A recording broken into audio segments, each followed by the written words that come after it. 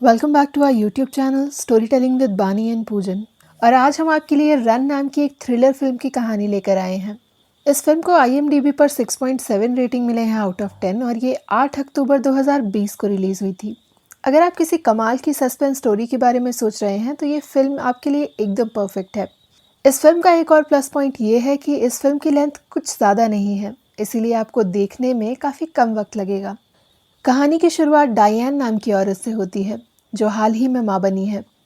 शुरुआती कुछ सीन्स में ही हमें ये देख के पता चलता है कि डायन अपनी बेटी को लेकर बहुत ज़्यादा प्रोटेक्टिव है। इसके बाद हमें सीधा 17 साल बाद का वक्त दिखाया जाता है जहाँ डायन एक हेल्प ग्रुप में है। इस हेल्प ग्रुप में वो सारे पेरेंट्स हैं जिनके बच्चों की परवरिश काफ़ी मुश्किल है, यानी कि ऐसे बच्चे जो बहुत लंबे समय से मेडिकेशन पर हैं। जब डायन की बोलने की बारी आती है तो वो कहती है कि उसे अपनी बेटी पर गर्व है और इसीलिए वो चाहती है कि वो पढ़ने के लिए किसी और शहर में जाए। बाकी लोगों को ये सुनकर बहुत अजीब लगता है क्योंकि डायन चल फिर नहीं सकती और वो व्हील चेयर पर है। लेकिन उसकी बातें सुनकर ये लगता है कि वो चाहती है कि क्लोई दूसरे शहर में जाकर पढ़े। इसके बाद सीन सीधा शिफ्ट होता है डायन के घर पर जहाँ क्लोई अपने बिस्तर पर सोई है। वो उठती है, अपनी दवाइयाँ खाती है और अपना दिन का रूटीन शुरू करती है। हमें धीरे धीरे ये पता चलता है कि क्लोई घर पर रहकर ही पढ़ाई करती है, यानी कि उसे होम स्कूल किया गया है, वो भी पूरे 17 सालों तक। उसे तरह तरह की बीमारियां हैं जिसमें से अस्थमा, डायबिटीज़ और उसकी स्किन पर रैशेस काफ़ी आम हैं। क्लोई घर के फर्स्ट फ्लोर पर रहती है और ऊपर नीचे आने जाने के लिए वो एक लिफ्ट का इस्तेमाल करती है। देखने से ये पता चलता है कि डायन अपनी बेटी का बहुत अच्छे से ख्याल रखती है, यहाँ तक कि उसे खिलाने के लिए वो खाना भी खुद ही उगाती है। क्योंकि क्लोई दूसरे शहर में जाकर पढ़ना चाहती है इसीलिए उसने बहुत से कॉलेजेस में अप्लाई किया है। लेकिन जैसे ही लेटर्स या ईमेल्स आती हैं उसके पढ़ने से पहले ही डायन उसे पढ़ लेती है। वो क्लोई से वादा करती है कि जैसे ही वो किसी कॉलेज में सिलेक्ट होगी या फिर लेटर वापस आएगा तो उससे सबसे पहले क्लोई ही पढ़ेगी। क्लोई घर में इंटरनेट इस्तेमाल कर सकती है लेकिन उसके पास अपना कोई फ़ोन नहीं है। एक रोज़ जब डायन शॉपिंग से वापस आती है और शॉपिंग बैग रखकर एक फ़ोन अटेंड करने के लिए बाहर जाती है, क्लोई बैग में से कुछ चॉकलेट्स चुरा लेती है। जैसे ही वो चॉकलेट्स चुराती है उसे बैग में कुछ दवाइयाँ पड़ी मिलती हैं। इस दवाई के डब्बे के ऊपर डायन का नाम है। क्लोई को इन दवाइयों के बारे में कुछ भी पता नहीं है और वो नहीं जानती कि डायन किसी तरह की दवाइयाँ खा रही है। खाना खाने के बाद डायन जब क्लोई को दवाइयाँ देती है तो क्लोई ये देखती है कि ये वही कैप्सूल्स हैं जो उसकी माँ के नाम पर आए थे। दवाइयाँ खाने से पहले वो अपनी माँ से सवाल पूछती है जिसका वो बिल्कुल जवाब नहीं देती। क्लोई को दाल में कुछ काला लगता है और इसीलिए वो बार बार इस बारे में सवाल करने लगती है। डायन उसे कुछ भी कहकर चुप कराने की कोशिश करती है लेकिन अब क्लोई के मन में शक बैठ चुका है और वो इस बात की तह तक जाना चाहती है। दवाइयों को अक्सर उसकी पहुंच से बाहर रखा जाता था। क्योंकि वो खड़ी नहीं हो सकती थी इसीलिए दवाइयों को एक ऊंची शेल्फ पर रखा गया था। लेकिन क्लोई किसी तरह से उस दवाई के डब्बे को नीचे निकाल लेती है। पहले तो उसे भरोसा हो जाता है कि ये हरे कैप्सूल्स उसी के लिए आए थे, लेकिन जैसे ही वो दवाई पर लगे स्टिकर को छुड़ाकर देखती है तो ये वही दवाई थी जो उसकी माँ अपने लिए लाई थी। उसे अपनी आंखों पर भरोसा नहीं होता। आखिर क्यों उसकी माँ अपने लिए लाई हुई दवाइयाँ उसे खिलाएगी। उस रात क्लोई को नींद नहीं आती।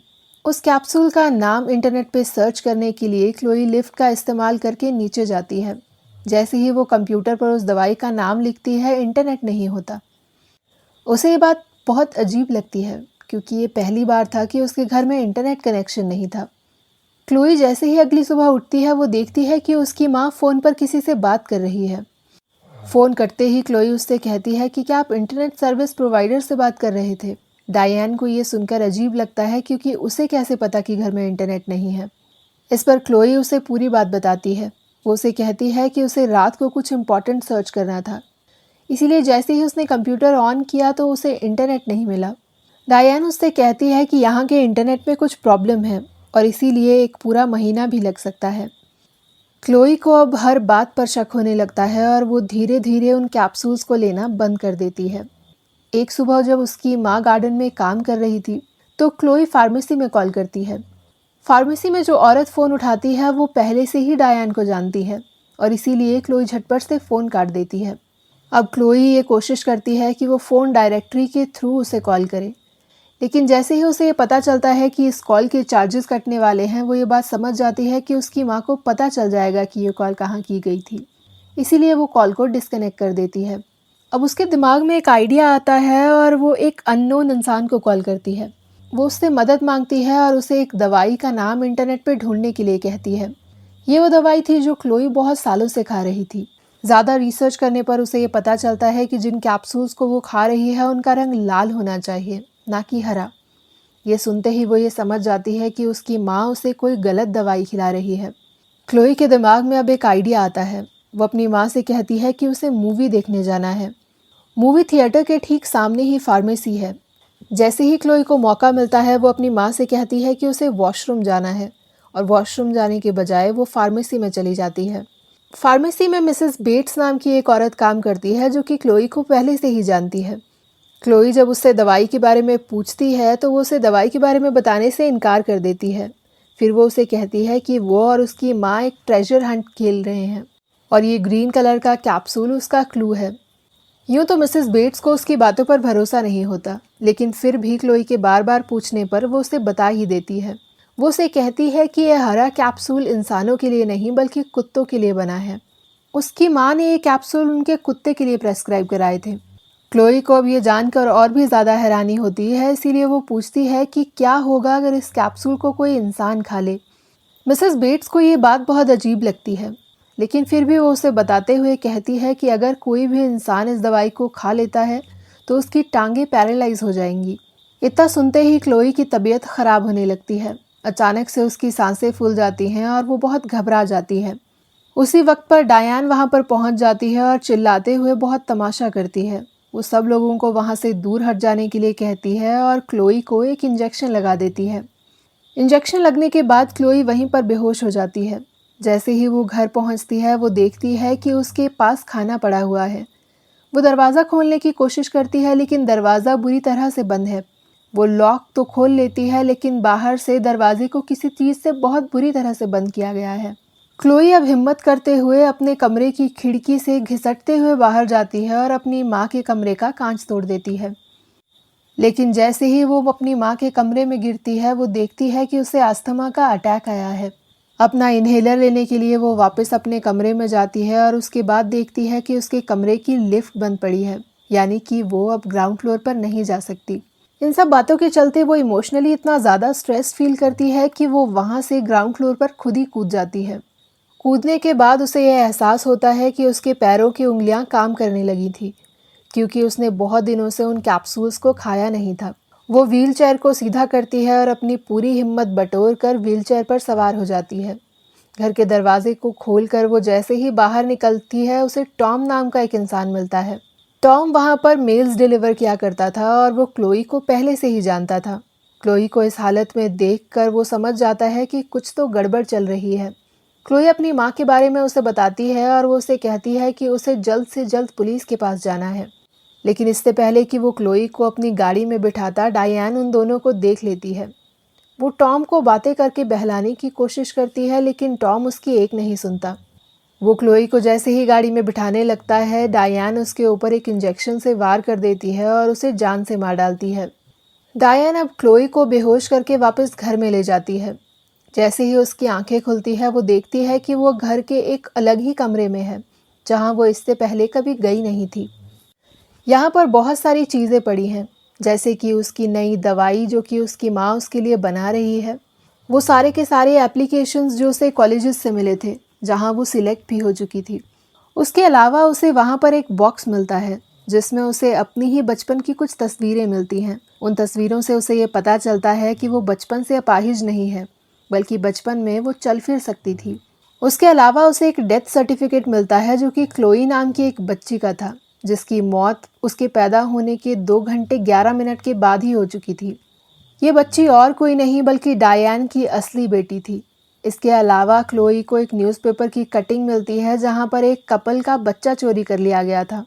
ये बच्चा जिसे हॉस्पिटल से चोरी किया गया था, ये और कोई नहीं बल्कि क्लोई ही थी, और क्लोई डायन की असली बेटी नहीं थी।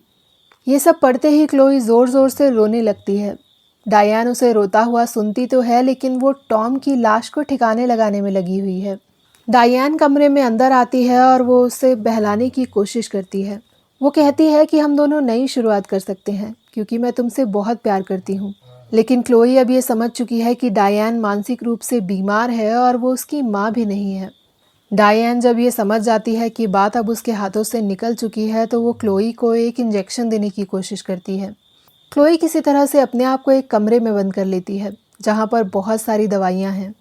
वहाँ पर क्लोई को एक दवाई मिलती है जिसे पीने के बाद उसकी मौत हो सकती थी। जैसे ही उसे लगता है कि अब वो बचने वाली नहीं है, वो उस दवाई को पी लेती है क्योंकि वो ये बात जानती थी कि डायन को उसकी ज़रूरत है और वो कुछ ना कुछ करके उसे बचाने की कोशिश करेगी। डायन को जैसे ही इस बारे में पता चलता है कि उसने ये जहरीली दवाई पी ली है तो वो उसे अस्पताल लेकर जाती है। अगले सीन में हम देखते हैं कि क्लोई अपनी आंखें अस्पताल में खोलती है। डॉक्टर्स ने उसे बचा लिया है लेकिन वो बोल नहीं पा रही है। डॉक्टर्स को ये पूरी बात बहुत अटपटी लगती है, इसीलिए वो डायन से कहते हैं कि क्योंकि ये खुदकुशी की कोशिश है तो उसका बयान लिए बिना उसे जाने नहीं दिया जा सकता। डायन अब ये सोचने लगती है कि अगर क्लोई ने बयान दिया तो वो फंस जाएगी और इसीलिए वो मौका देखते ही उसे वहाँ से ले जाने लगती है। वहाँ से निकलने से पहले क्लोई ने नर्स से पेन और पेपर मांगा था और उसके ऊपर उसने मॉम लिखा था। नर्स जैसे ही क्लोई से मिलने आती है वो ये देखती है कि क्लोई वहाँ से गायब है, लेकिन पेज पर मॉम लिखा हुआ है। उसे दाल में कुछ काला लगता है और इसीलिए वो सिक्योरिटीज़ को अलर्ट कर देती है। हॉस्पिटल सिक्योरिटी डायन और क्लोई को स्पॉट कर लेते हैं। डायन के हाथ में गन है और इसीलिए वो उनको धमकाने की कोशिश करती है, लेकिन जैसे ही वो धमकाने के लिए गन सामने करती है सिक्योरिटी वाले उस पर गोली चला देते हैं। गोली लगते ही डायन स्टेयरकेस से नीचे गिर जाती है और क्लोई को रेस्क्यू कर लिया जाता है। इसके बाद हमें सीधा 7 साल बाद का वक्त दिखाया जाता है जहां पर क्लोई अपनी माँ डायन से मिलने आई है। इस बात को 7 साल गुजर चुके हैं लेकिन क्लोई अब भी सही से चल नहीं पाती। उसे चलने के लिए एक छड़ी का सहारा लेना पड़ता है। वो डायन से अक्सर मिलने आती है और उसे हर वो बात बताती है जो उसके साथ हुआ था। कहानी के आखिर में हम देखते हैं कि क्लोई अपने मुंह में से कुछ कैप्सूल्स निकालती है और वो डायन से कहती है कि उसका दवाई खाने का वक्त हो गया है। यानी कि क्लोई डायन के साथ वही कर रही है जो उसने उसके साथ किया था। इसी के साथ हमारी कहानी ख़त्म हो जाती है और हमें कमेंट सेक्शन में बताइएगा ज़रूर आपको ये कहानी कैसी लगी।